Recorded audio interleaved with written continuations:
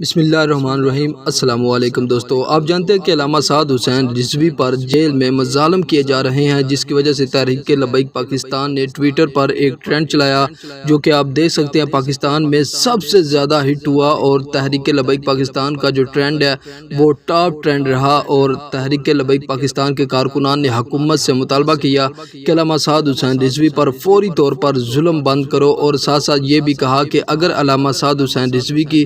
صحت کے حوالے سے یا ان کو کچھ بھی ہوا تو اس کی ذمہ دار حکومت ہوگی، عمران خان ہوگا، شیخ رشید ہوگا۔ تحریک لبیک پاکستان کی جانب سے بھرپور جو ہے طاقت کا مظاہرہ کیا گیا ہے ٹویٹر پر، اور آپ سکرین پر بھی دیکھ سکتے ہیں کہ کس طرح تحریک لبیک پاکستان کے کارکنان نے لاکھوں کی تعداد میں ٹویٹ کیے اور حکومت کو بتا دیا کہ ہم علامہ سعد حسین رضوی کے ساتھ کھڑے ہیں۔